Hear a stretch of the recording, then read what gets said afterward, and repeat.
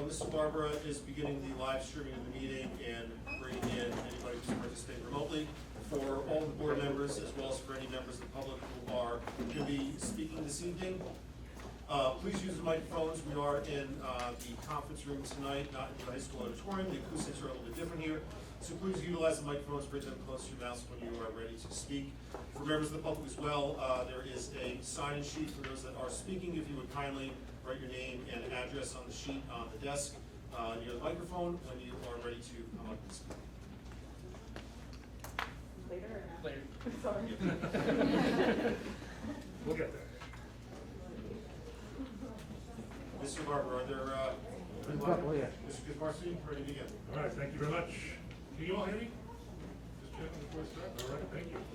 This meeting of the Mahwah Board of Education is open to members of the public to be physically present. Members of the public that attend will be asked to follow the same procedures as all other visitors to our schools. No? Turn it up.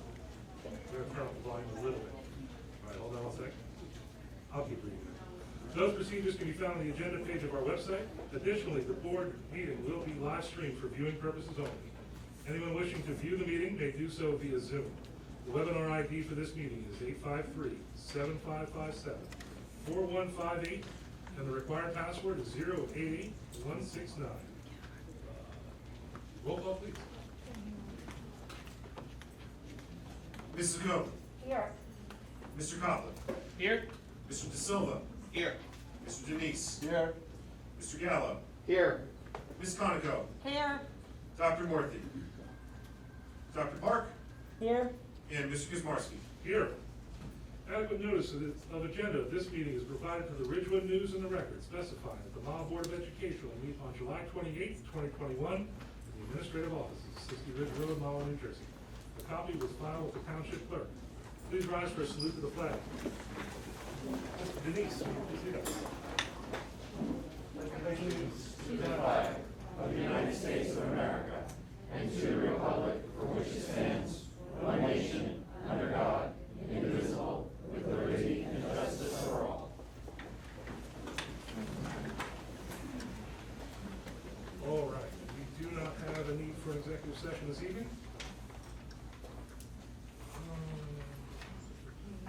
All right, agenda questions.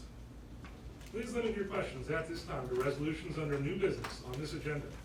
As a matter of fairness, you are asked to limit your questions to no more than one and your remarks no longer than 3 minutes. If you are here representing a group, please identify yourself, the group, and your position in the group. If you are here as an individual, please give us your name and address. This section of public participation will be limited to 15 minutes. Please specify the resolution you are referring to in your question.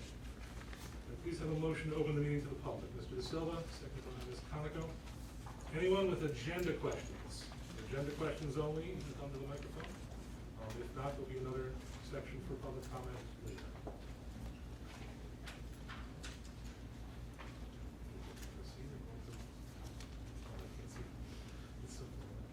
All right, seeing none, can I get a motion to close this portion of the meeting?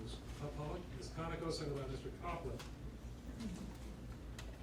Okay, Superintendent's report. Welcome, Dr. Toro. Thank you. First, I want to say I'm really excited that this is my first meeting as a superintendent, so I want to thank the board. Very hard to hear. Okay, hold on. Can we turn it up? Is that a little more, better? please? Yes, hold on.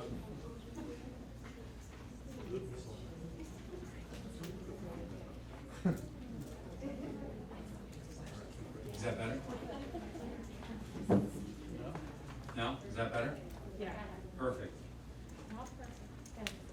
All right, well, I'll take better. I'll take better. I just wanted to say that I'm excited. This is my first meeting here in my role as superintendent. Just want to thank the Board of Education for this opportunity, and I'm really excited to serve an amazing community like Mahwah. Along the line of the work that's being done this summer. The summer has proven to be productive and a successful one thus far. We've been hard at work preparing our schools for the new year while connecting with the local agencies, creating relationships, and providing a wide variety of learning experiences for our students. As it pertains to community connections, we remain committed to connecting with our community and surrounding districts, working together to ensure that we're providing a high-quality education for all, The following collaborative experiences have either occurred or are scheduled. On July 26th, we met with our Parent Advisory Council, as well as our reentry committee, the different groups. We were able to gain feedback from last year and suggestions for the upcoming year. We also sent out a stakeholder survey that was distributed to all of our parents, our teachers, and students 6 through 12 that focused on various aspects of the 21-22 school year. We have 1,600 responses thus far. We will share all of the results with the community. The survey will close tomorrow. We sent out a reminder today, so please remind your neighbor that the survey is out. It's closing tomorrow, and we will get all of that data disaggregated and shared with our community. As it pertains to the new year, we wanted to thank the MSF. We were working with them this summer. There are two exciting events for our elementary students. On August 31st, there's gonna be an elementary play date at the elementary schools. This is an opportunity for our K-3 students to come together and enjoy each other's company before the school year and get to know each other again. Also, there is a kindergarten get-together on September the 10th. That's an opportunity for all of our new kindergartners to come together on our school playgrounds and just have a great time as a group. Our new principals are going to be at the K-3 level. We're going to be reaching out to the community to do a meet and greet with the principal. And finally, we're putting together welcome back walkthrough videos that we're going to be going to each of the buildings. At that time, we're going to talk about the work that's taking place, but also interviewing different staff members or administrators, and really try to create an excitement for the school year. As it pertains to curriculum and instruction, we shared in the spring that we remain committed to provide a comprehensive learning experience for our students throughout the year, but also in the summer. We are able to provide 4 academic experiences and a number of fitness-based camps to our Mahwah community. We will share a video recap of these programs at the next board meeting in August. I'm happy to report that over 600 students took part in the following programs. Our summer booster program. In that program, it's a 4-week program, our teachers worked on multi-sensory strategies for reading and writing. They reviewed math facts and problem-solving techniques with our K-8 students. Weekly theme-based experiences that range from patriotism to nature to wildlife and to sports. During this time, they engaged in various curricular and STEAM-based experiences to strengthen their proficiency in their grade level matter. We're proud of the students for maintaining their stamina and coming each day with a smile on their face.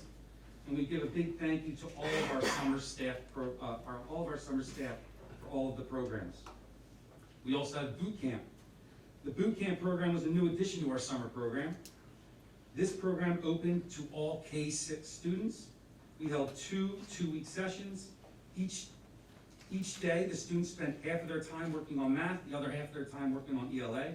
The goal of this program was to review major concepts from the previous year in a collaborative and fun setting. The students were encouraged to make new friends, learn about their peers, and have fun working as a team. Our extended school year program. It was a tremendous success. This program supported students with IEPs. The students had fun learning, creating and exploring topics, both at school and in our community. The ESY program provided reinforcement instruction using multi-sensory techniques for students, grades pre-K through 12. Our youngest learners explored topics such as the life cycle of frogs, butterflies, and plants. Teachers paired literature with extension activities such as planting seeds, float and sink water play, and hands-on experiences about life on the farm. Our elementary students explored dinosaurs and how to be a paleontologist. Math facts, vocabulary development, and creative writing was reviewed daily. The students also participated in cooking, Mike, art, and STEAM activities. Our middle school students. Gardening, you didn't say gardening. I'm getting there, you wait. Our middle school and high school students created research papers about endangered animals that they observed at the zoo. They learned how to create budget using advanced math skills, generated a weekly menu, and cooked delicious culinary delights. We would like to thank the Mahwah Fire Department for visiting. For letting explore the fire trucks. That was not because of COVID. That was more in reference to another experience, but I see the connection that everybody just made. We also like to thank Rita's and Sonny and Tony's, and especially the Mahwah Public Library for helping us select books. Another experience is Camp Invention. This is definitely something that I'm excited to share with all of you. This is a brand new program for all of our incoming 1st through 6th grade students. Camp Invention is a full-day experience where students engage in activities that incorporate hands-on exploration and STEAM projects. We have teachers leading the students and high school volunteers to help facilitate all the interactive and fun projects and activities with our students. Camp Invention is a program that can help build confidence, problem-solving power, and enable our children to make their own creative mark on the world. We ran, yet again, our Mahwah Summer Music Program that is in full swing. Students from every school in our district, starting from Betsy all the way up to the high school, came together each morning to learn from each other, make music together. Some of the learning ranged from piano, guitar, ukulele, and other band instruments for the very first time, and some are working on just keeping up their skills to prepare for the school year. Last but not least is our game time camp that was run by our elementary PE team. They put together this first time camp. The program was open to all Mahwah students entering 1st through 6th grade. Groups were split up by grade so that students were able to socialize and play with their friends at their own grade level.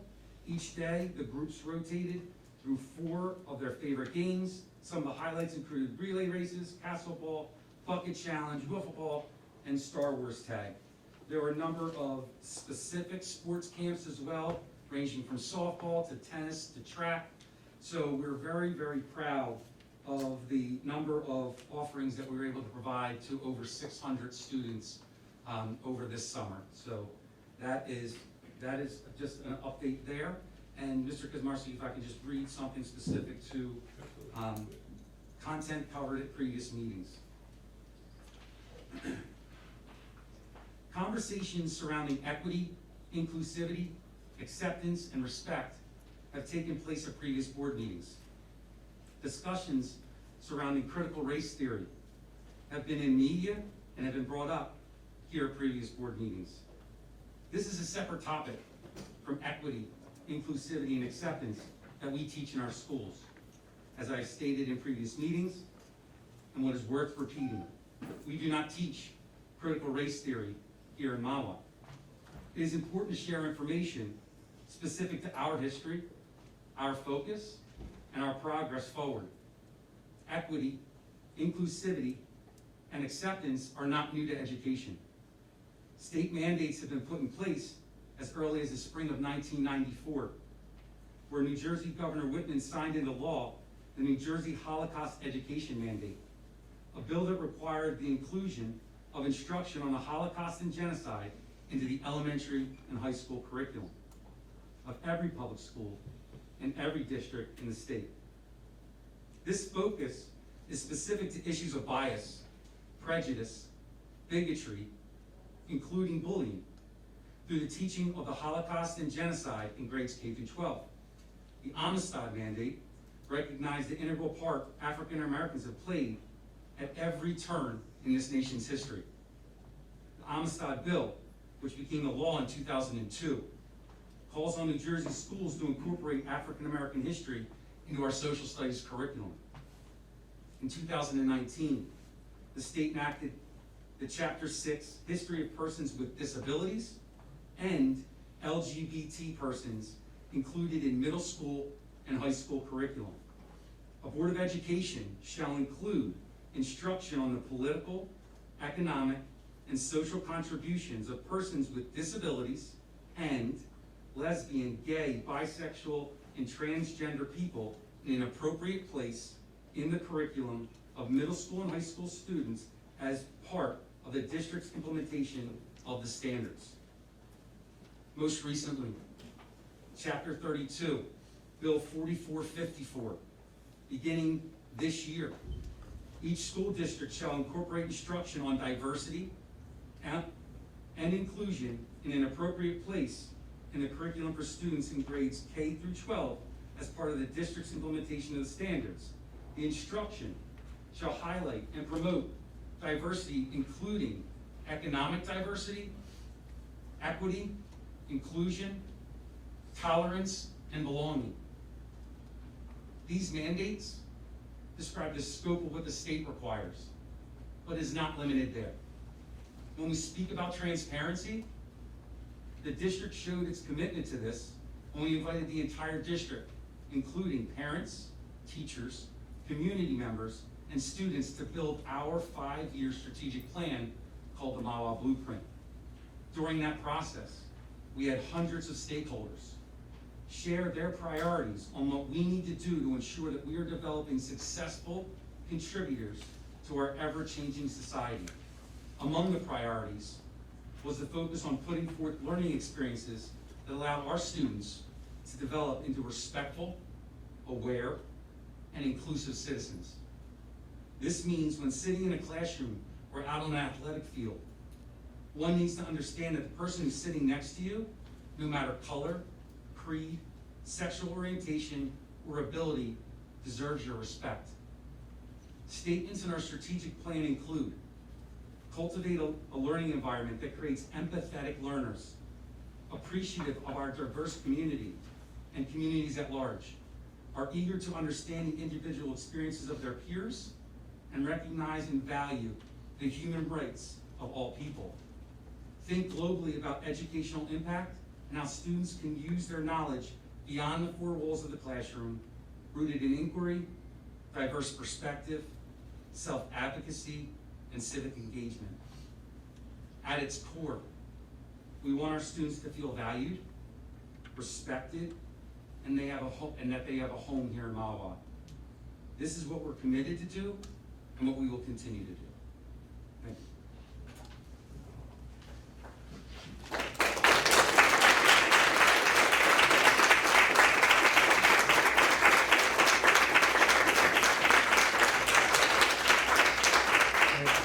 Thank you very much.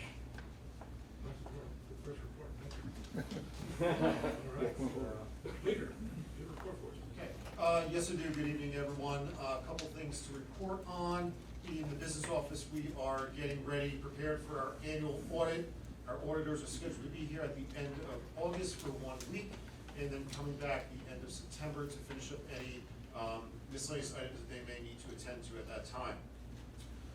Also, I have an update for members of the board. Because of the length of time between this meeting and our next one, you may see some correspondence from me regarding one particular project that is currently in motion, along with the Township Library.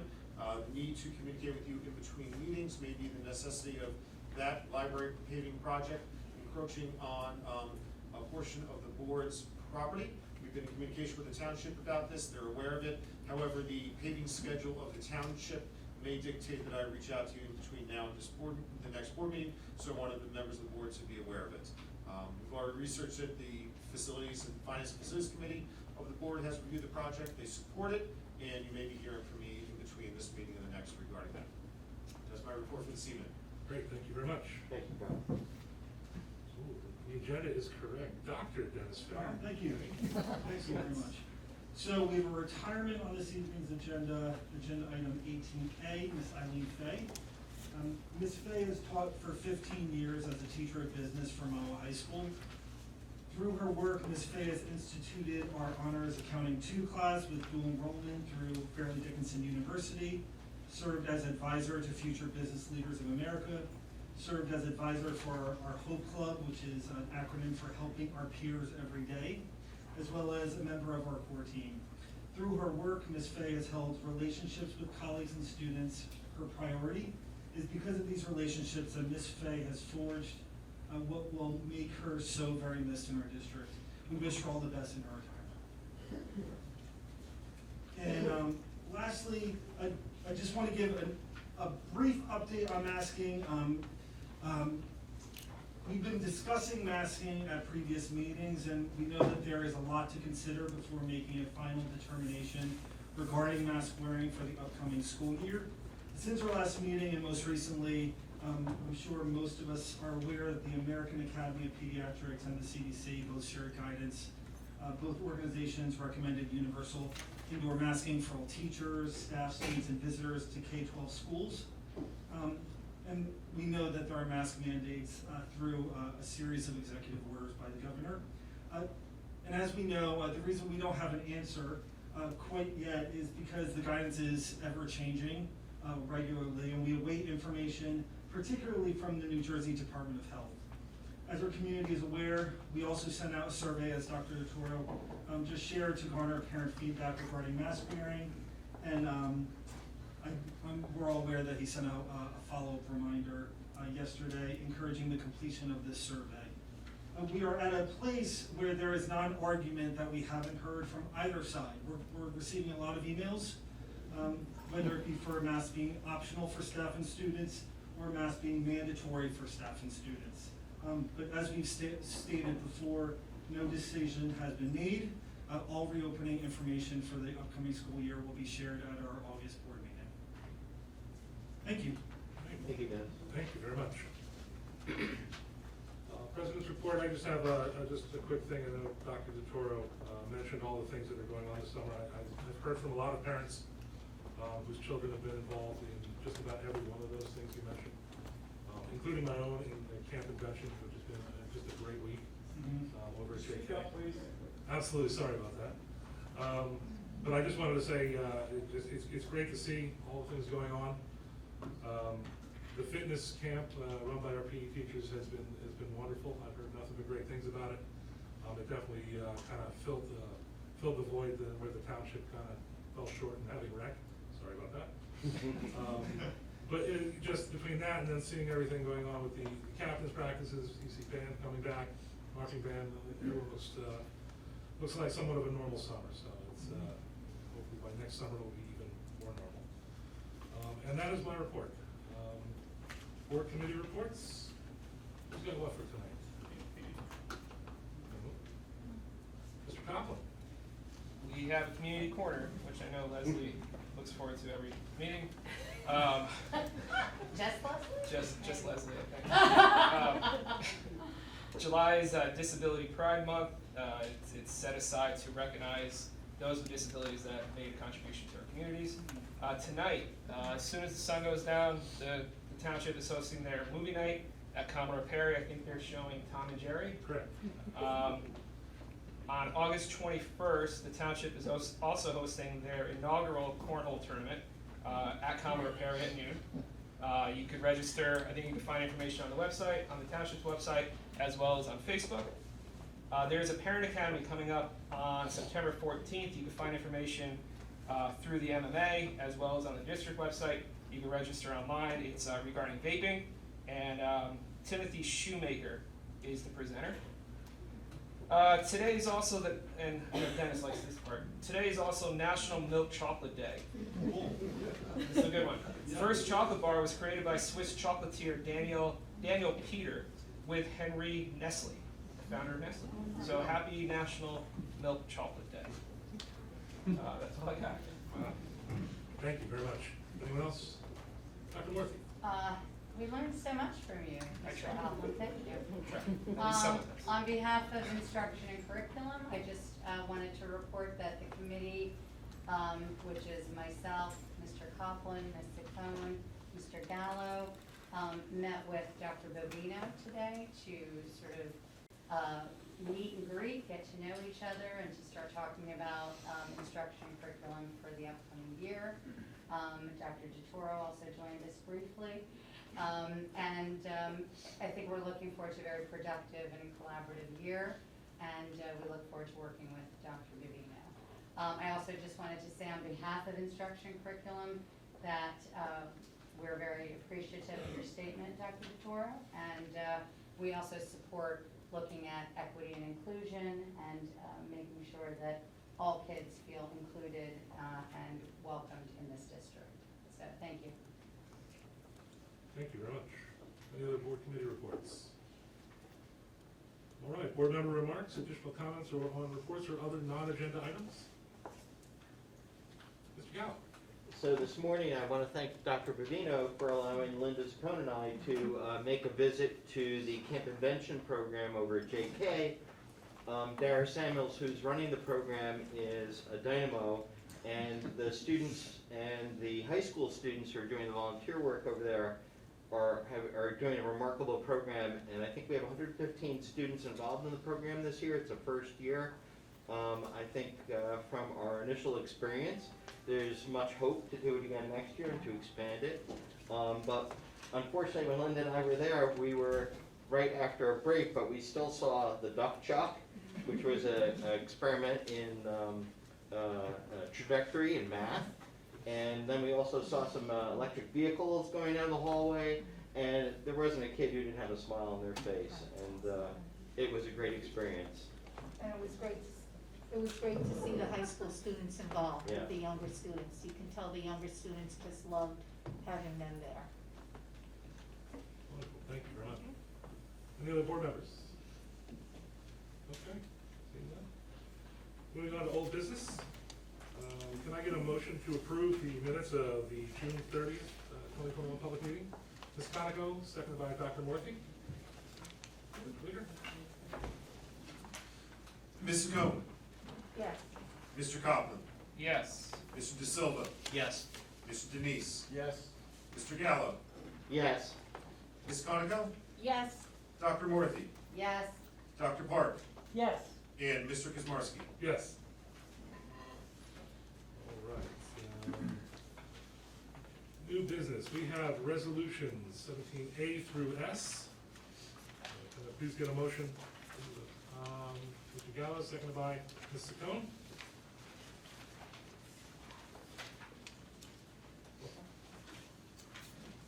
Ms. Zaccone, Yes.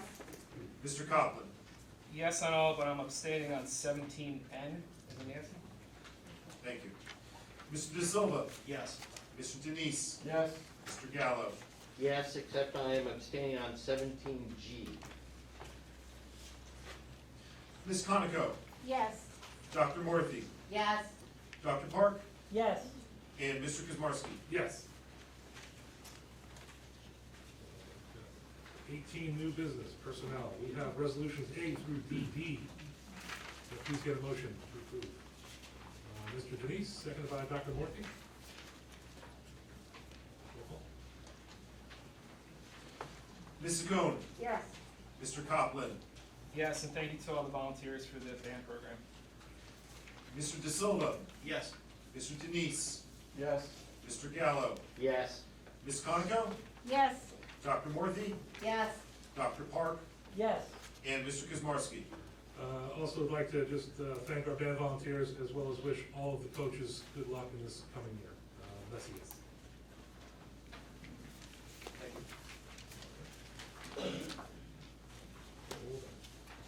All right. Public questions or comments? Public participation at board meetings is in accordance with bylaw 0167. At this time, members of the public may ask questions or make comment on educational issues or school matters of community interest. As a matter of fairness, you are asked to limit your questions to no more than one, and your remarks to no longer than 3 minutes. If you are here representing a group, please identify yourself, the group, and your position in the group. If you are here as an individual, please give us your name and address. This section of public participation will be limited to 15 minutes. I see a whole bunch of people here tonight. Before we go, I just want to make this quick announcement. People may speak at the microphone, and only at the microphone. If not, you will not be recognized, answered, and perhaps asked to leave. I also ask that you be respectful for anyone asking or speaking at the microphone. And we're all here from all. So can I please get a motion to open the meeting to the public? Mr. De Silva, seconded by Ms. Conlon. Please state your name and address for the record, please. Hi, You can move the mic down. thank you. Joaquin DeGolds, 3rd Street, Mahwah. I just have a few things I would like to comment on. The first is the issue of masking. And as parents, we all care about the safety and well-being of our children as well as everyone else's children. So if clinical trials or data cannot be produced, that shows that there is a clear and present danger to or from our children, meaning that there is a risk of them contracting and spreading the virus to family members, teachers, or other people, then the correct and logical answer has to be a resounding no to masking. Now, there is a very divisive issue going on of vaccinated versus unvaccinated people. It's not a coincidence. And by the way, unvaccinated people have made a very personal medical decision to not accept an experimental gene therapy into our bodies. And we have been unfairly demonized and painted as selfish and ignorant of the so-called science. So if you follow the science and took the jab, but now you're being told that you could still contract COVID, and at any given moment you have to resume masking in order to protect yourself, would you have made the decision to be injected with an experimental gene therapy in the first place? So looking at all of these things collectively, it becomes a clear and logical choice why my family and I choose to remain unvaccinated. And my final comment is on another, possibly even more divisive issue, and that's the issue of diversity, equity, and inclusion. Just like everything else in life, change always involves giving up one thing in order to embrace something else. So regarding the diversity agenda, what is it that we are giving up? Maybe diversity, equity, and inclusion is the reason that students attending higher institutions are now less tolerant than ever before. Or maybe that those of us who hold traditional views on marriage and other issues are simply dismissed as bigoted or homophobic. Or that the diversity movement confuses rejection of personal views with rejection of people in particular, which shuts down differing opinions, healthy debates, learning from one another, and mutual respect among people. So for those reasons, among many others, diversity, inclusivity, and equity has no place in the academic curricula and should be a personal discussion between parents and their children. The only topics that teachers should be presenting to our children are the ones that we, the taxpayers, say they should be presenting to our children. Reading, writing, and arithmetic, not sex ed, socialism, and racism. Thank you.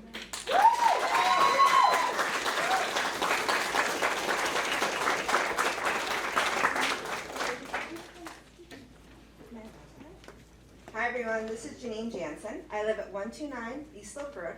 I am an inclusion and diversity director at a large pharmaceutical company. And I have been actively working with many of you on the efforts around inclusion and diversity that are supportive of the strategic plan. And I urge you to stay the course.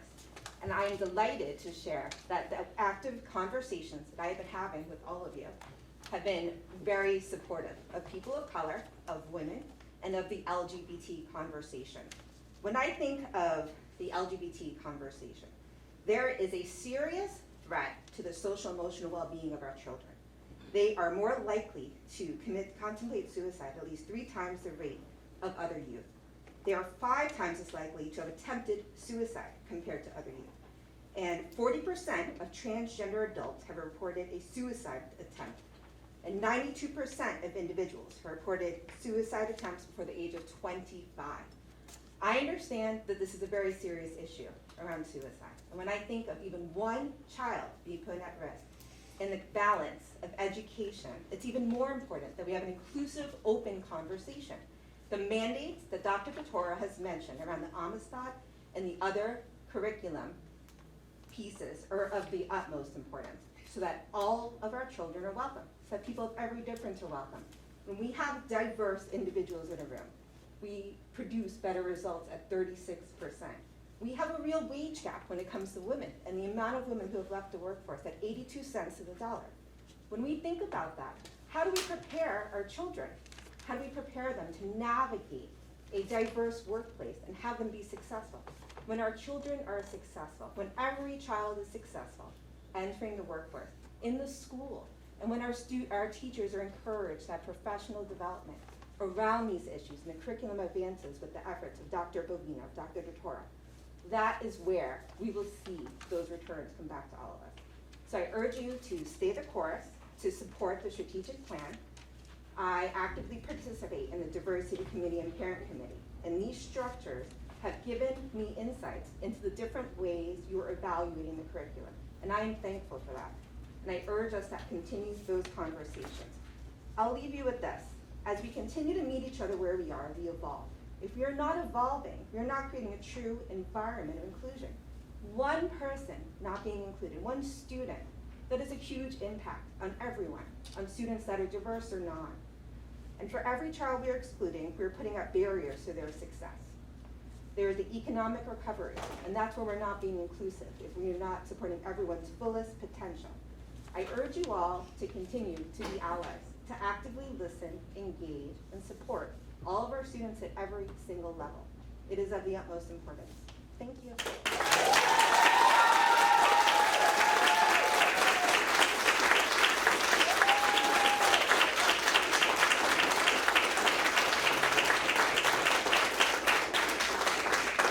Just give your name and address.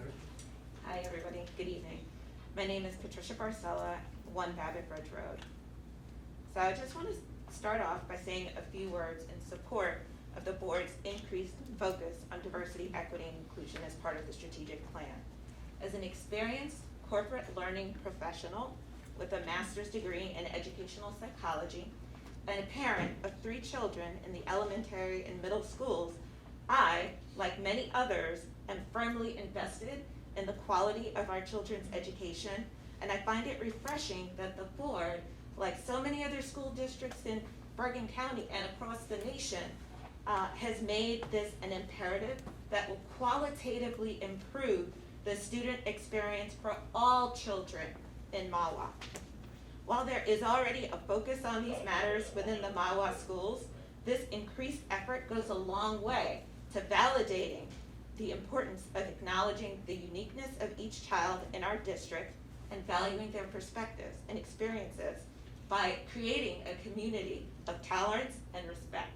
So I really support the work that you all are doing. While the schools can never perform the role of parents in this regard, the role of educators cannot be undervalued or understated. Studies have shown that outside of the home, schools play a vital role in shaping our children's minds and impacting lives. Instilling a code of conduct that emphasizes respect and tolerance for all is a critical component of students' educational experience. Teachers are there not only to deliver classroom instruction, but to do so in a way that helps students learn, that encourages them to think critically, that inspires them to ask questions, and builds their confidence, resilience, and self-esteem. Diversity, equity, and inclusion is a fundamental aspect of this holistic approach to building these strengths. When people hear the term diversity and inclusion, a lot of images and concepts come to mind. People think about the things they can see, like skin color, hair texture, facial features, religious affiliation, and even one's ability or lack thereof. What oftentimes goes unspoken is the hidden diversity that you may only find out about after you've learned about a person's background. And it's upon those things that you find commonalities. So it could be things like personality type, social habits, family status, socioeconomic status, and other dimensions of identity. So this concept of DEI is really all about accepting and promoting people's visible and invisible differences in the broadest sense. And it's about celebrating those traits which make us unique while cultivating harmony and respect for all people. I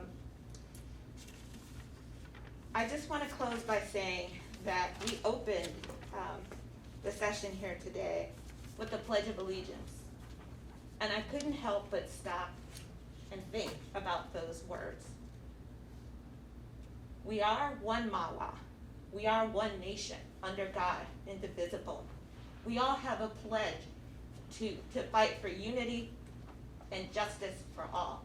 And let's all remember that no matter what side of the road we may sit on, that the end goal is that we want all of our children to have rich and impactful educational experiences here in Mahwah. Thank you.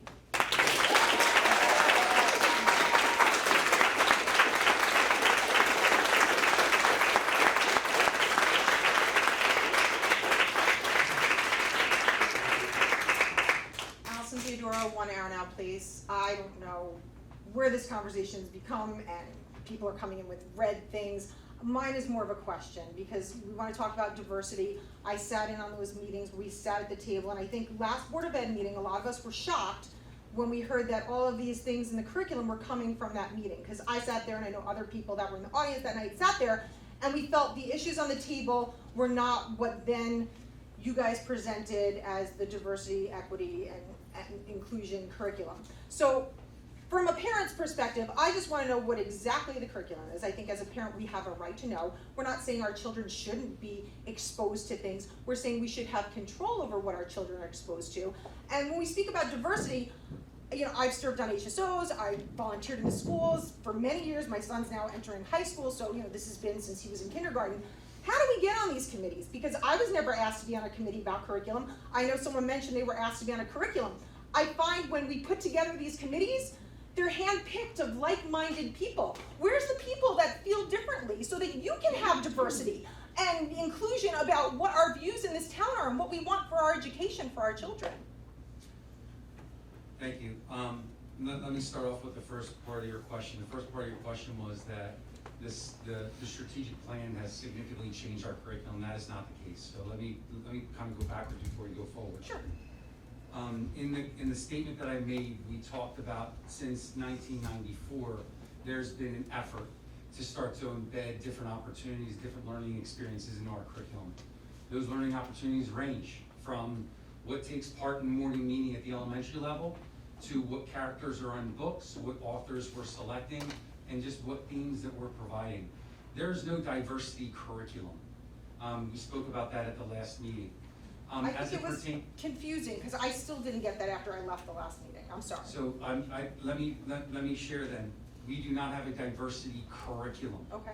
What we have is a focus utilizing our current subject matter. It's not in replacement of, it's in combination with. That we're affording our kids an education that, number one, they're able to see themselves in the book. They're able to see themselves as an author of the book. And they're able to see their experiences that they live on a daily basis while they're learning. There is no specific curriculum, it's the experiences that we're providing. Along the lines of developing curriculum, we don't have committees of outside parents The developing. reopening, or someone mentioned. Let me finish first, Okay. Ms. Theodore. We don't have people developing our curriculum. Our curriculum is developed by our administrators and our teachers. We run it by our curriculum committee, then it's put into practice. We have talked to a number of different organizations, whether it's Parent Advisory Council, other different groups, and they have made suggestions along the lines of these are the things that we think would benefit our students. So I just wanted to provide clarity that there's no curriculum that's specific to this matter. Okay. It's a focus of providing a diverse experience. How about getting diversity on those parent advisory councils?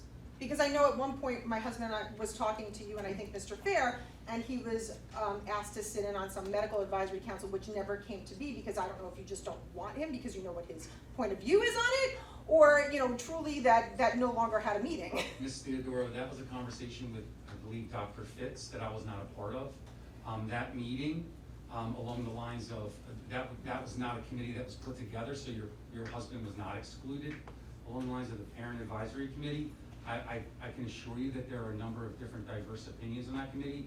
Some that are pro, we're doing some things well, and to be honest with you, and you're right, there's significant value in a different perspective, and we appreciate those perspectives. So please know that we're not shying away from any opposing perspective, because that only makes us stronger. So there's not intention to, we're not picking X person because they have a different viewpoint, because that really flies in the face of that committee creation.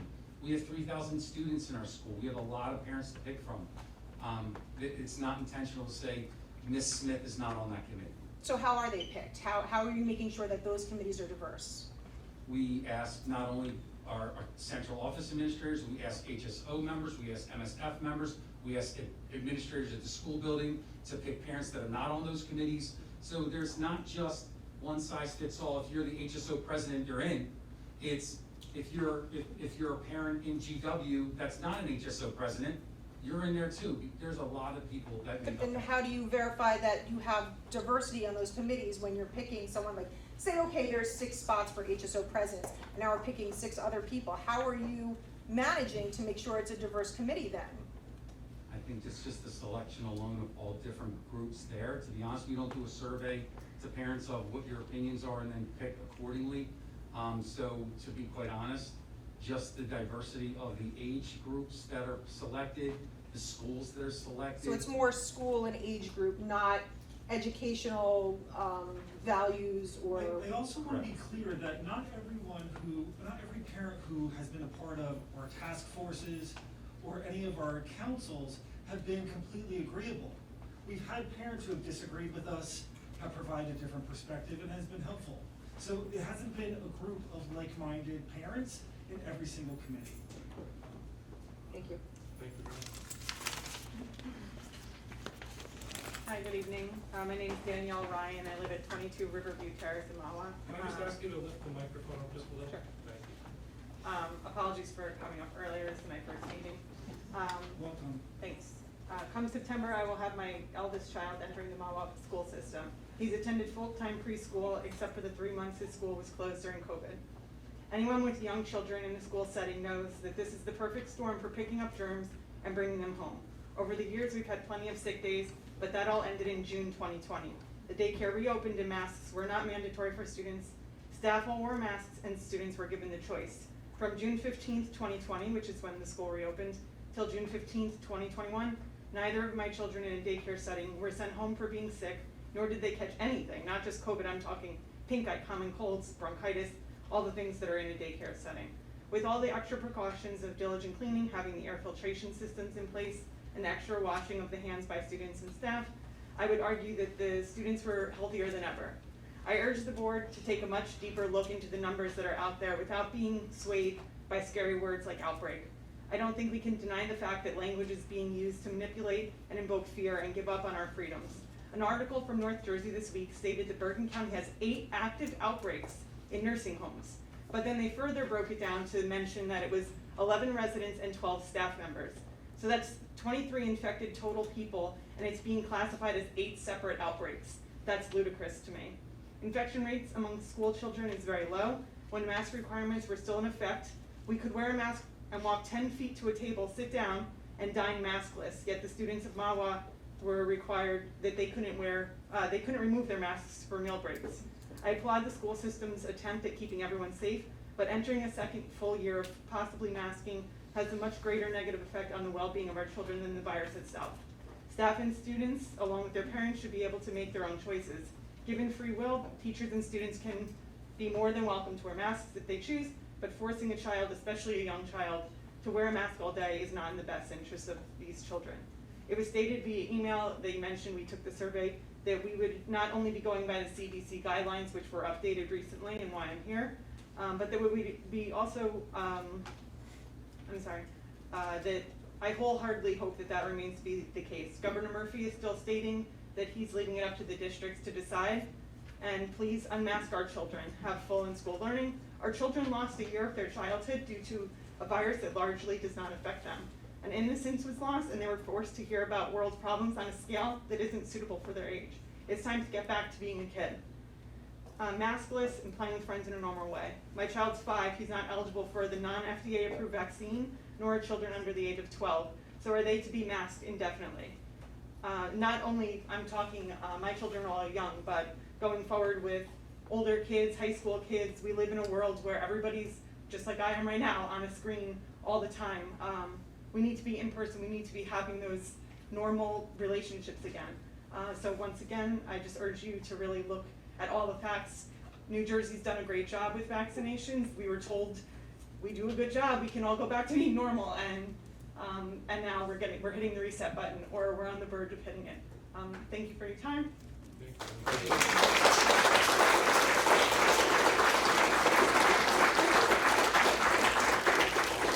Hi, I'm Rachel. What? You can pull the mic down. How's that? Is that good? Okay. Alexandra Township, Berkeley Township, Park Township, Clearview Township, Clinton, Halsnack, Fair and Lawn, Franklin. I'm sorry, real quick. I don't mean to interrupt you. Just name and address for the record. Rachel, but I'm not going to give my address since you guys post this on YouTube, and I'm legally within my right not to disclose my address. Thank you. Freehold, Hold'em, Howell, Jackson, Lacey, Little Silver, Marlboro, Medford. I mean, the list goes on and on. I mean, I'm more than happy to read all the towns, but I have 68 towns here, and that's just what I can compile in a short period of time. I know there's more that have made masks optional. So if you're a parent and you want your child to wear a mask, God bless you, amen, go for it. If you don't, those parents have the right to choose that for their child. I'm asking you, and I'm trying to understand what the holdup is. I understand we had this survey that went out. I know you answered some of my questions already about that survey, but my question is, what do you plan on doing with information from the survey? How, is this gonna be what you base your decision on? How much weight does it have?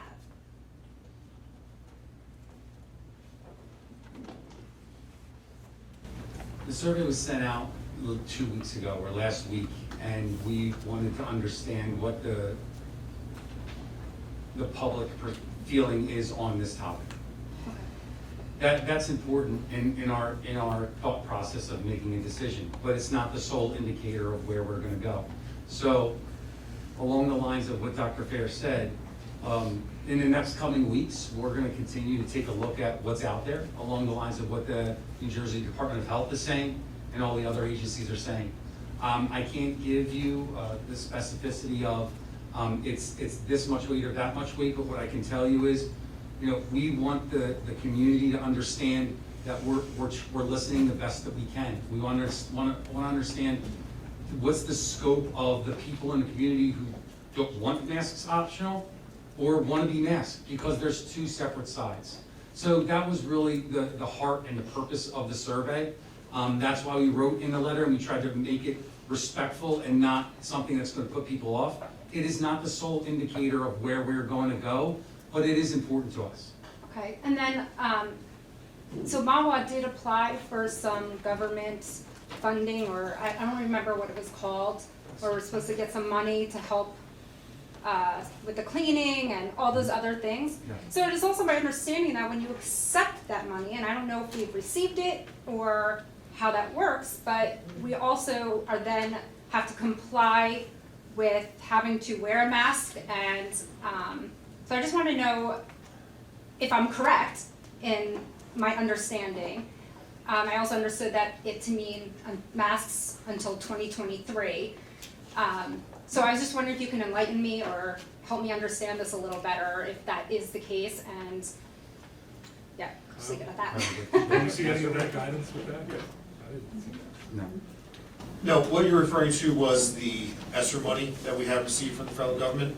It's come in different forms. There is no requirement that says if you accept this, you must do this. The purpose of the money so far has been to close some of the learning gap that has occurred over the last school year. Okay. It's to help improve the schools and provide an overall healthier environment for the students and for the staff, as well as to provide some other purposes too, and as you said, address some other of the mitigating costs that we've had over the last school year. But there is no requirement saying that if you accept this money, you must do this one particular item.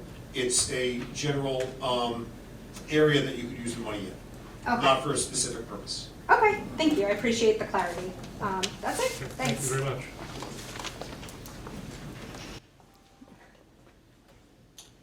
Phil Ross, 1 Manor Road. Now, what we're faced with is a government that has been moving the goalpost on us. If you remember, first it was 2 weeks and everybody, locked down, did everything, masked up, gloves, everything for 2 weeks. And then it just kept getting pushed and pushed and pushed. And then they said, okay, you get the vaccination, you're all good. So everyone runs out, gets the vaccination, and now we're being told something different, okay?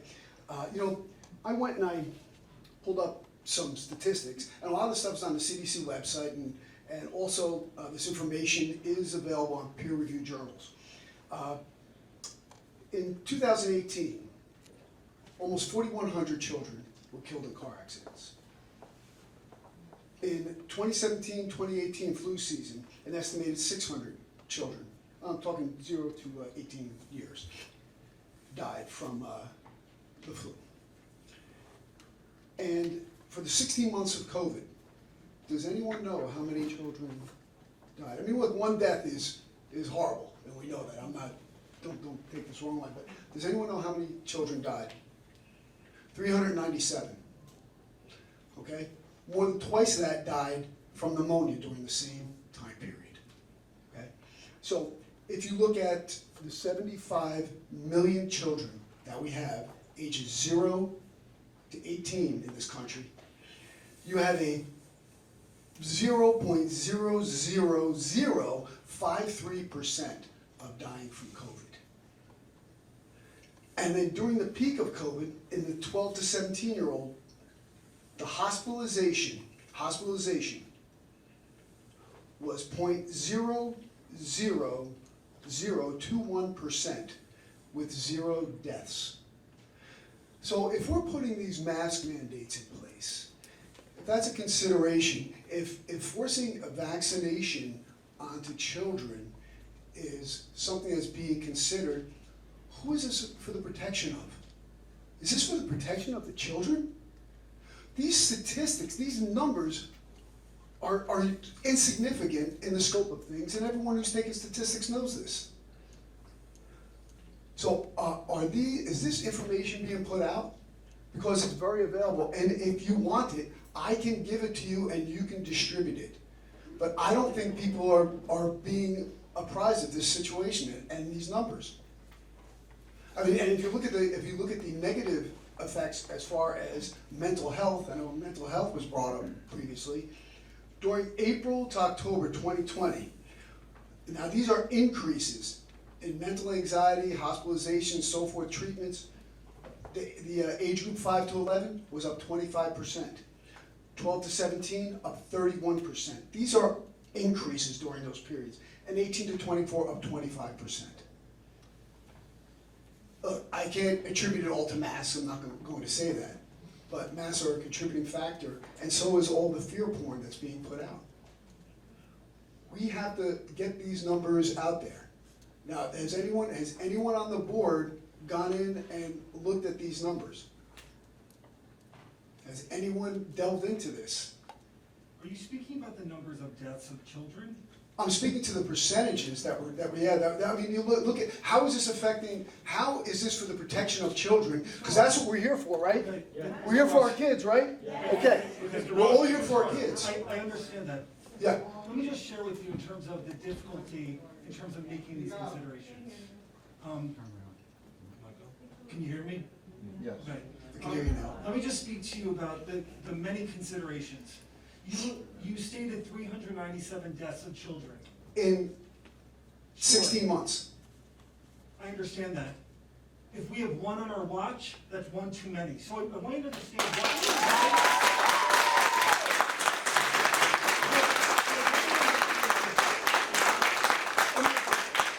Well, let me ask you, if Mr. we're Ross, Mr. Ross, okay, no, because I just wanted to say something about it. We're not looking to get into a back and forth. I shared in my statement that we've seen the arguments on both sides, right? And there are valid arguments on both sides. We understand that. But I need to share with you, the reason last year we were masked was, one, there was a mandate, and two, because one death is it's too many for us here. So I just want you to understand that's where we're at this point. We also recognize the CDC has shared guidance. We understand its guidance.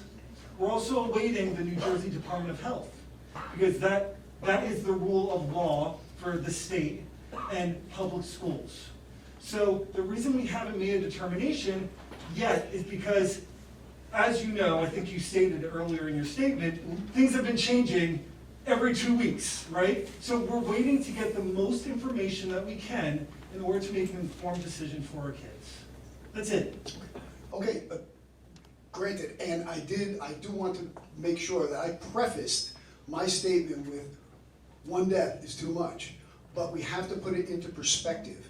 You know, when we're talking about actuaries, look at the fact that 4,100 children died in car accidents. I mean, are we going to go and ban people from driving their child to school? I mean, there's a thing called actuaries, And with the actuaries, it's an assumed risk. You have an assumed risk every time you walk out your door. When we're talking about the deaths at a percentage of 0.00053%, that's extremely low, and more than double of that number was attributed to pneumonia. 809 children died of pneumonia. And we're not discussing that. We're not discussing these other things. So these are the questions that are being raised, and I would like to see these percentages be addressed. And it just seems like nobody's bringing this information to the forefront. So that will help, in order for us to make a reasonable, rational decision.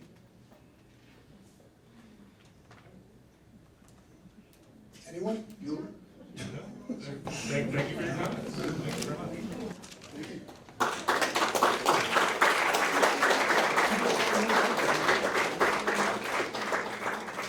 Hi, Megan Casella. I'm a Mahwah resident, and I can give you my address privately if you'd like it, but again, I also don't want it broadcast on YouTube.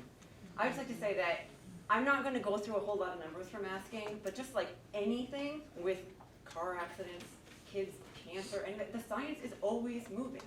So same with COVID. I wouldn't want to put my kid in the same car seat they had in the 80s, but I put them in the one they have now, and I'll probably look back on it later and be like, oh my God, I can't believe I put them in there, in that.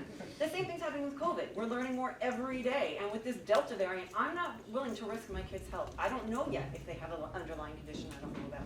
Not to mention, kids are getting sick without it, and yes, there are numbers that more kids now are getting COVID from the Delta strain, and that they are spreading it. Even vaccinated people can spread it. I would still get the vaccine again, knowing this, because just like the flu, you have to get it every year.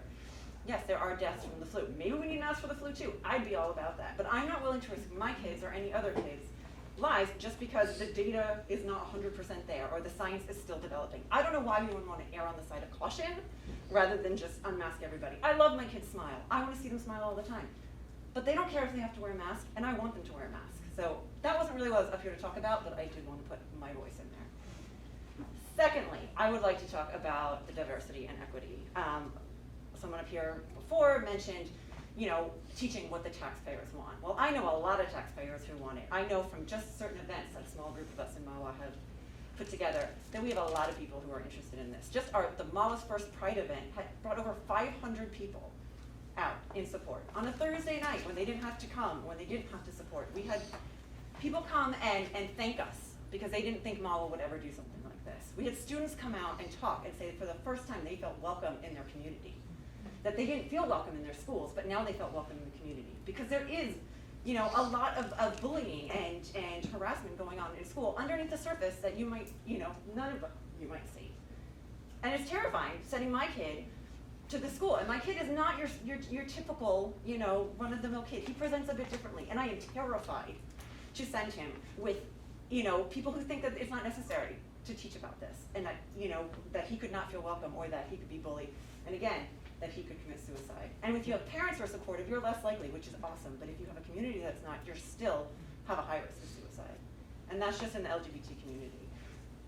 I cannot stress how much this town needs this and that we are seeing more and more people come out in support of this. And I'm really, really saddened to see that there's part of our community, our Mahwah Connects, our Mahwah Proud community, that do not want to see everybody get the same treatment and want to see equity in our schools or taught in our schools. That's all.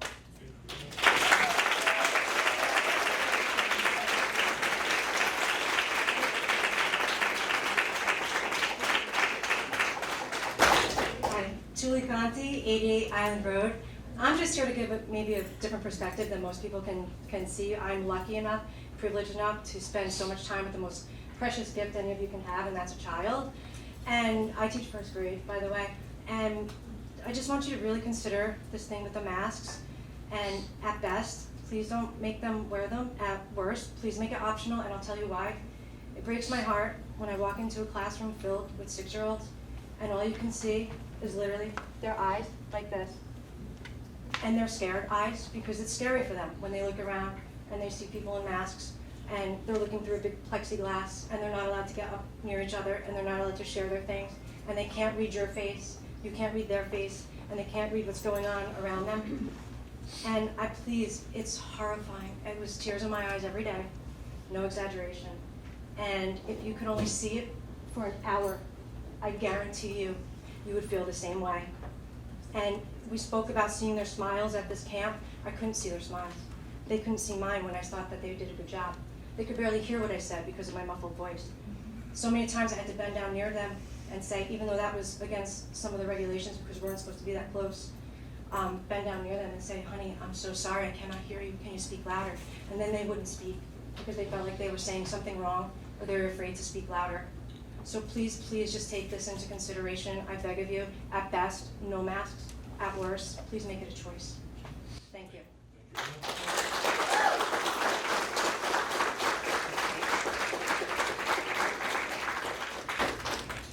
My name is Andrew, and like others here, I wish to protect my privacy. I wish to speak on two topics. The first, mask, and the second, about the inclusion and diversity topics. I come to you as a certified interior structural firefighter in the state of New York in the United States. The NFPA and OSHA define a hazardous environment as an oxygen level of 21%. Right now, with every word I say, carbon dioxide fills this microclimate in front of my face and very quickly lowers my oxygen level inside where my mouth and nose are down to 19.5%, 18.5%. If that were the level of oxygen in this room, the school would have a very significant safety issue and would be sued quite heavily. When you consider the thought of masks, consider this. Consider that we are artificially presenting a low oxygen environment to our children. Their ability to learn decreases, their ability to focus decreases. And I know that there are many things to consider in all of this. Please consider that one.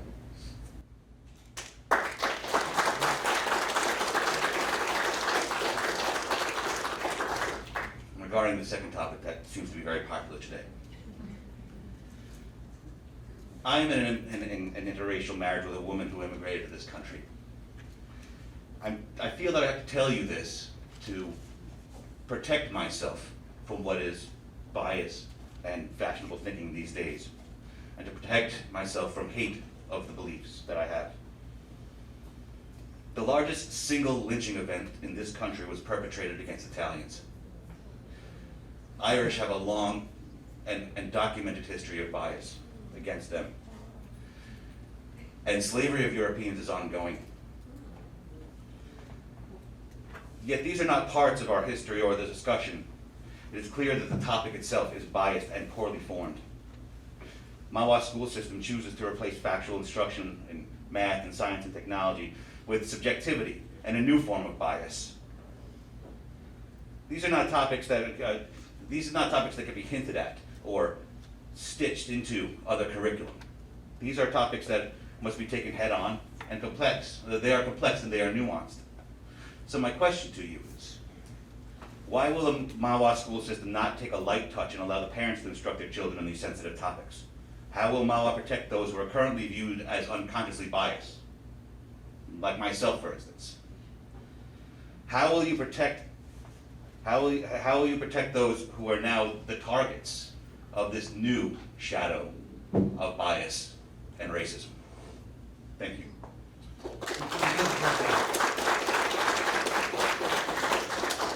I'm glad you put that up because a lot of that is grounded in critical race theory and white shaming, okay? So what I've shared on a number of occasions and I'll share again today, we don't teach that.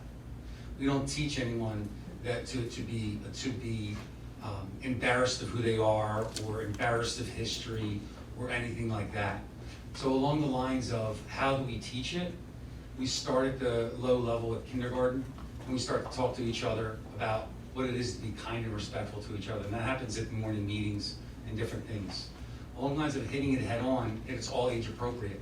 So whether it's the content in a book that the ELA teacher or social studies teacher talks about, or whether it's an author of choice, those are things that are overtly taught into, but that's stuff that's ongoing.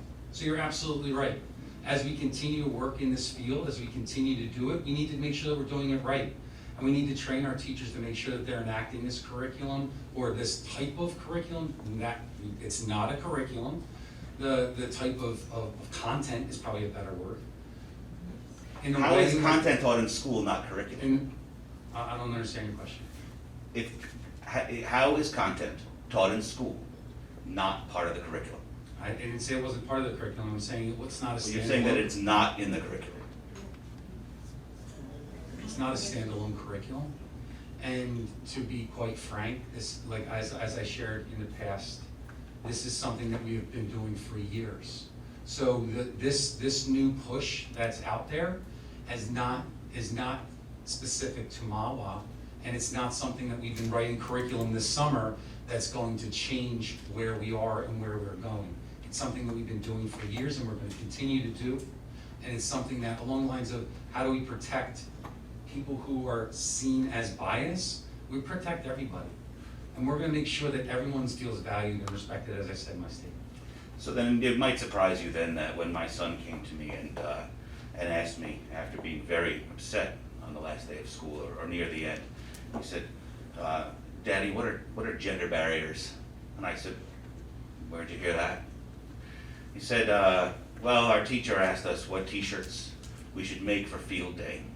And I raised my hand and I said, I think that the boys should have red arrows and the girls should have green arrows. And everybody yelled at him. And his teacher yelled at him and said, now, Cyrus, stop raising gender barriers.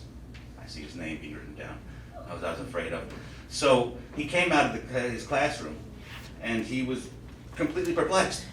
So what I'm asking now is, how, since you won't tell us what we should expect from the school on these topics, should I schedule some time with my son to understand what he's being taught and then try to give him his parental perspective?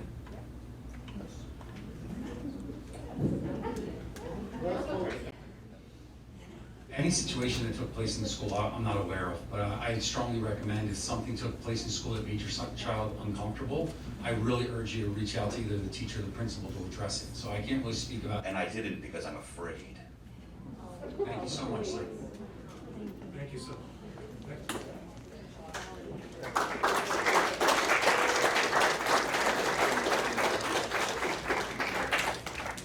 Jen Wood, 120 Airmont Road.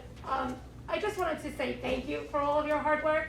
I am currently a teacher. I've been in the classroom for the last 17 years in a New Jersey district. And we as teachers need to advocate. We as admins, we as superintendents, we need to advocate for our students. Masking children does not affect them socially or emotionally. I see it every day. I'm in the classroom. I see them. The children don't see the mask. You as adults see it. I'm at a camp. Children come to camp, take their masks off. They're asked to put them on when they get on the bus. They have no problem putting their masks on the bus, coming off and taking it off. They come into a bunk to get changed. They put their mask on. They take it off. Same in a classroom. Rules are put in a classroom. The children follow the rules. Teachers model. It's not a problem. Parents are looking at it differently. The children themselves in an elementary K-5 building are not having problems with it. I've never seen a child cry. I've never seen a child have a hard time putting a mask on. I think that their eyes can show that they're smiling. It's important that we make sure that we protect our children the best that we can. I commend Mahwah on all their hard work with curriculum. A 5-year look ahead is amazing. I think that we as parents know now where we're going towards. We're not asking for answers right now. Things are not being put in until they're able to be written up. More importantly, professional development for teachers and all of this equity and inclusion is so important because curriculum's constantly changing. Teachers need to be informed. And I applaud all of you for informing your teachers and working with them so that they know how to deliver the curriculum the appropriate way.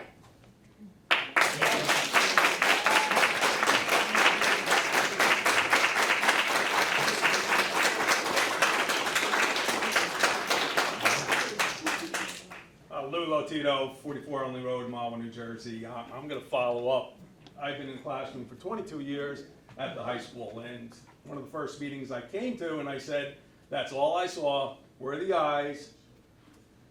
Kids sad, these are high school kids, depressed, anxiety, and you guys have a mic, and we asked you to turn it up because you couldn't hear back there.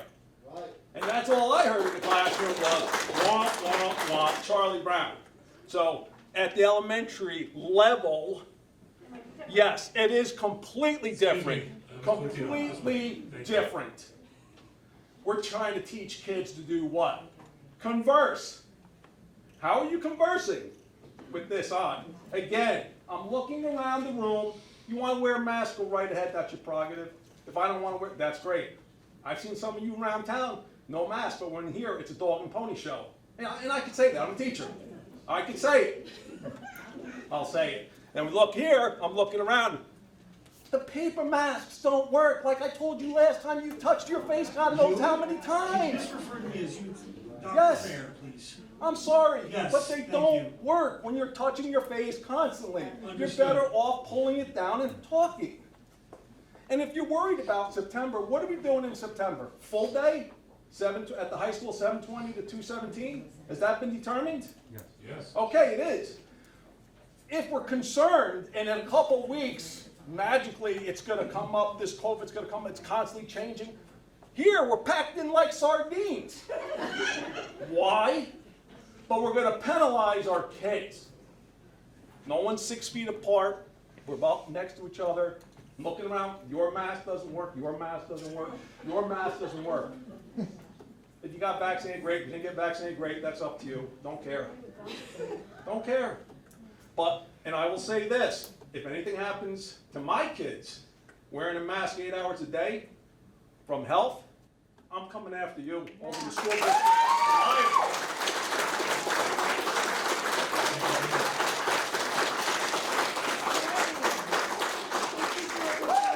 Threatening now at a meeting? Excuse me, microphone, please. Thank you. You can take it in one take. Mr. Latino, you've had your chance at the microphone. Thank you so much. Next up, please.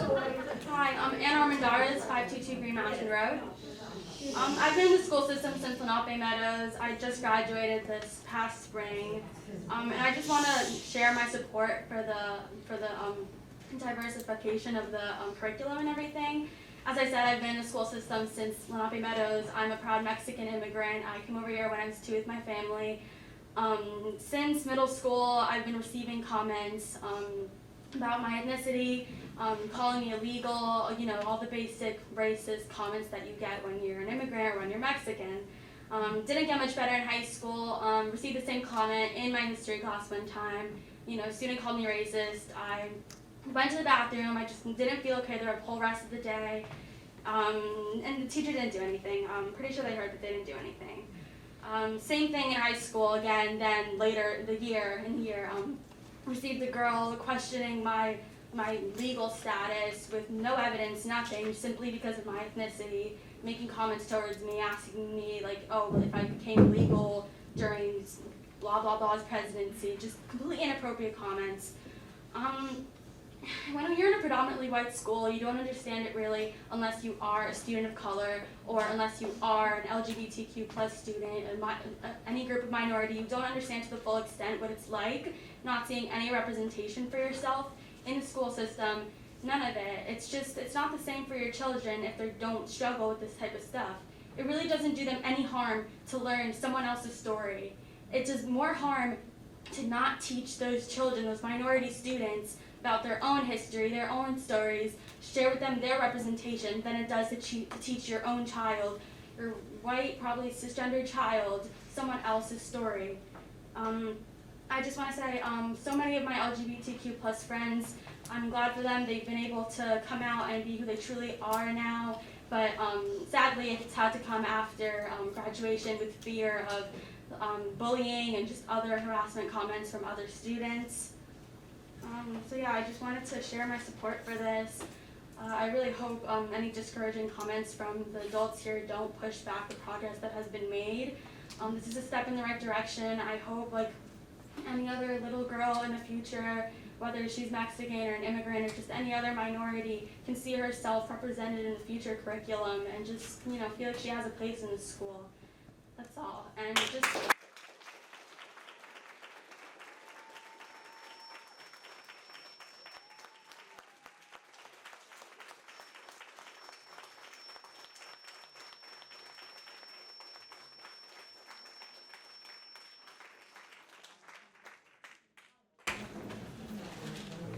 and Kate Buzell at Armor Road. First, I just have to say those comments were so beautiful, I almost sat down because how am I gonna follow that? So thank you for that. And before I get started on what I wanted to say, I just want to give a public thank you to any of the Mahwah teachers that might be here or watching. It's been a really tough year. I have 3 kids who were in Betsy. One will be at JK next year, and they all love school. Even though, you know, they wore a mask, I have to say my kids personally didn't care. They sometimes forget to take it off in the car. But they love school so much. They love their teachers. They're doing the camp invention right now, and they could not love it more. They come home so excited and thrilled. So thank you to anyone listening for that. I want to talk about the diversity and inclusion topic. It's really important to me, not only as a parent of 3 young kids. I also have a PhD in school psychology, and I train school psychologists. This is something that's really in the forefront of the field, so it's also very important to me. I don't really have prepared remarks like some of the more eloquent speakers here, but I think that everyone in this room can agree that respect is a very important tenet that we all want our children to learn. And we should all remember that we're talking about families of Mahwah here. Mahwah is a diverse town. We all want to respect each other, respect each other's families, and we want children to be able to respect themselves and see themselves in the community. So I really want to support the diversity and inclusion priority that it sounds like you guys are putting forward. Even today, anti-LGBTQ slurs are some of the most common tactics of bullying in schools. It's no surprise that more than 50% of LGBTQ kids still report that they don't feel safe in schools, which I think is way too many. And student victimization obviously has, really, poor impact on mental health, but also on academics, on absenteeism. And schools that promote LGBT diversity and inclusion see improvements in all areas, not just social emotional factors, but also in absenteeism and academics, and this is across grade levels and across all different kinds of students. That was reported in a 2013 article, I believe, in the Journal of the School of Violence. And again, I'd just like to close saying that we're all talking about respect, and I think that some of these issues are really going to help all of our children, regardless of their identity or their family's identity. Thanks again.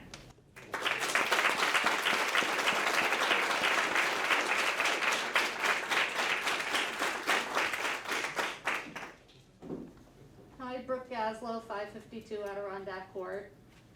Almost all LGBTQ students, 98.8%, heard gay used in a negative way at school. 75.6% heard these remarks frequently or often, and 91.8% reported they felt distressed because of this language. The vast majority of LGBTQ students, 86.3%, experienced harassment or assault based on personal characteristics, including sexual orientation, gender expression, gender, actual or perceived religion, actual or perceived race and ethnicity, and actual or perceived disability.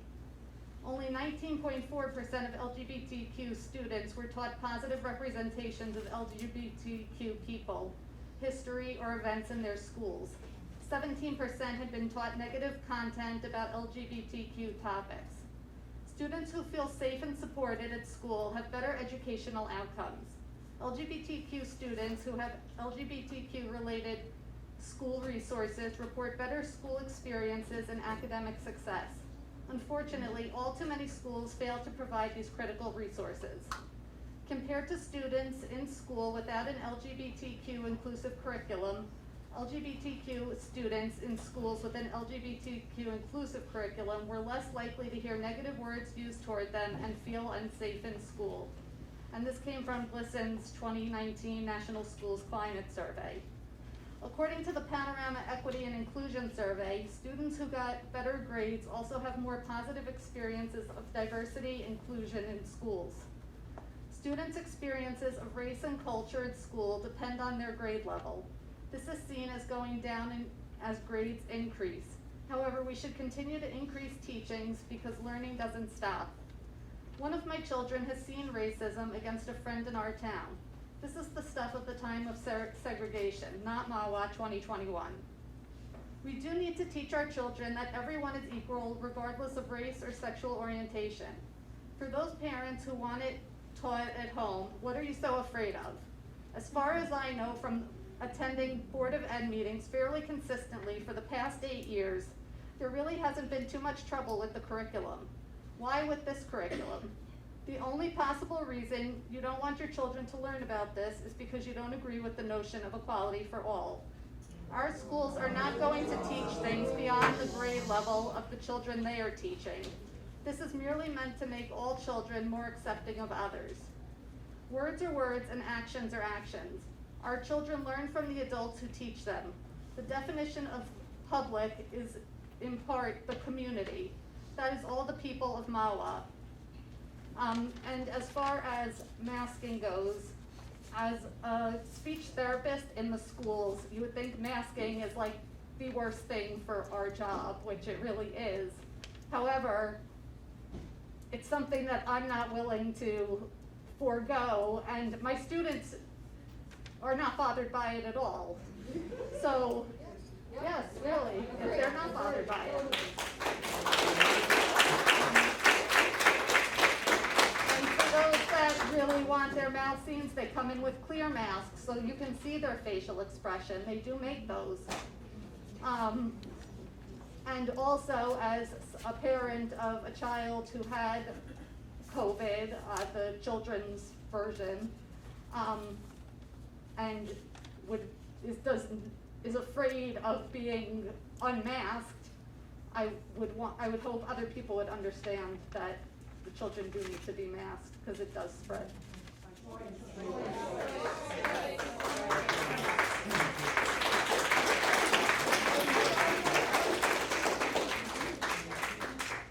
Good evening, folks. My name is Duke Goltz. I live on 3rd Street. My question for you, what is the specific training that our Mahwah teachers get regarding diversity, equity, inclusion? Thank you. Or trainings? Formal training for diversity is yet to begin. The work along the lines of, and that's something that we're looking into right now to see what's appropriate for what's to come. Along the lines of the work that's in the curriculum, we've already talked about what that was, what that entailed, but along the lines of formal district-wide training, we have not had formal district-wide training. So there has been no diversity, equity, and inclusion for any of our Mahwah educators? The only training that the Mahwah educators have taken are self-selected trainings. We have not brought in a diversity trainer for our district. So nothing last year or the previous years, all while you've had these policies in effect, correct? That's correct. Okay, thank you very much. Just one more comment too. You know, for the most part, I think everybody here is for, you know, the history of the Holocaust, you know, African American, LGBTQ. We don't want to see anybody harassed or hurt. But one of the problems we have is with the lack of transparency, okay? Because, I mean, you guys tell us it's in the mandate, then it's in the curriculum. We ask for content, you said there is no content. It's as appropriate by grade level. You know, usually we can ask you for something like, hey, what's going to be in ESL? What's going to be in math this year? And you can give us something concrete, real content. And the lack of transparency on what it is the real crux of the issue. There's nobody here. I don't think there's a soul in this room that wants to see any kid hurt. Sir, if you could just... There's not a soul in this room that wants to see a kid hurt in any way. Okay? We want people to be equal. We're live and let live people. The problem is the transparency. And then when you say you're not doing things, and then our kids come home, or we see it on the computer right next to us, that these things are coming in, we call up and they're dismissed. Oh, that wasn't supposed to happen. Oh, that was an after-school activity, wasn't supposed to happen. And over again these happen. Maybe it's because we're actually paying attention now. You know, but it's the lack of transparency that we have a problem with, okay? And I just want to make sure that's loud and clear, because everybody's living with it. We want, you guys do so much phenomenal stuff as a school. I mean, it's fantastic, but when you have an important topic that people care about, whatever it is, and you lack that transparency, that's when people are going to get upset. And now people are getting labeled different things, and this is like a bad situation, man. You know, and we're just trying to say, we want you to be more forthcoming with us about it. And there are other people who have inquired with you too at higher levels, and you haven't been able to give them an answer either. And, you know, that's all we're looking for. So please, next time, if you could, present us a little bit more with what trainings and some of the content. Thank you.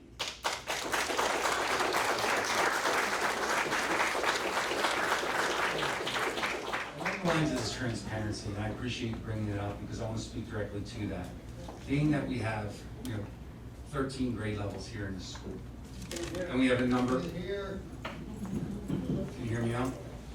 Along the lines of the work that we have in the school and the curricula we have in place, it runs across a large number of grade levels and a large number of subject areas. There's nothing to hide, there's nothing to hold back specific to our curriculum. If anyone would like to know more about our curriculum, I strongly recommend that you go to the building level or the supervisor where your student goes, and they can go through the different experiences that your child will take on. It's very difficult to make a presentation for an entire district on the scope of the work that's being done. So as I shared earlier today, the work happens in a number of different subject areas and obviously spans all the grades. So a presentation would not do it any justice. So the specificity you're looking for, which I understand, I strongly encourage you to go to the building level and they can talk you through where your child is and the experiences that they're going to have. All right, all. My name is Ari. I'm a Bergen County concerned resident. I reside in Franklin Lakes. There's too much to talk than in 3 minutes, but I would like to say this. This country is the most diverse country in the world, believe it or not. People immigrated to here from every place on the surface of the earth.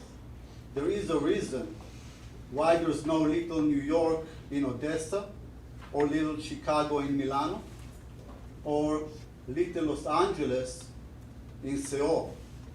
There's a reason why there's no St. Louis in Guadalajara or in New Mexico, or in Israel, where I'm from.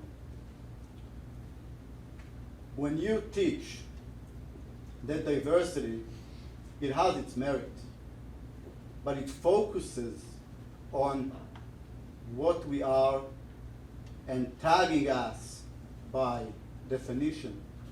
That's a very dangerous thing to do. It is beautiful, but what's more beautiful and what you're here for as Board of Education is to show the diversity of mind, where we're all different and we all are allowed to our mind, and where two people speak together and meet together and share ideas together. That's where love shows, that's where innovation shows, that's where real things happen and matter.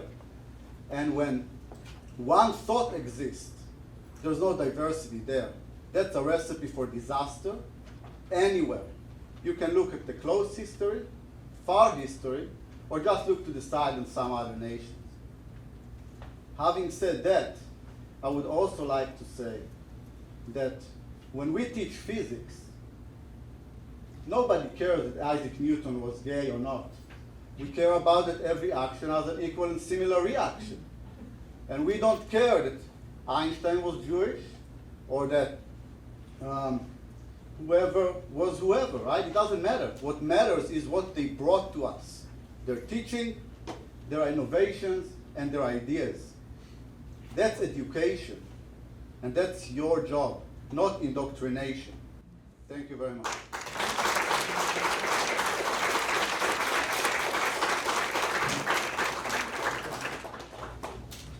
Hello, I'm Trisha Dubois. I'm a parent of 2 5th graders. I live on Whittier Court. I had a prepared sheet to speak to you about, but really what I want to do is thank each one of you, every board member, every administrator, and every teacher. My children are entering 5th grade. They have had nothing but an excellent education, whether it be academics, social, emotional, physical. They have done well. They did great with the system you set up. They wear their masks. If they take their masks off outside, that's great. But I want you to understand that it is appreciated by most of us. I don't ever question anything that you teach my children. If I disagree with it, I go home and I talk to them about it. That is the appropriate thing to do. And I say that as a school psychologist. I am also the person who investigates bullying, and I am the one who works with children going to hospitals. So thank you all for all that you do, and I trust everything that you have done and will do for next year. Thank you. Thank you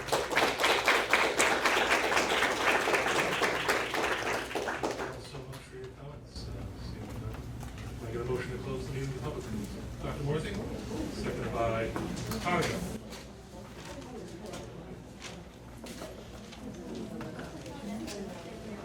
Okay, with that, I thank you all for coming. If I can get a motion to adjourn. Mr. Gallo, seconded by Mr. Denise.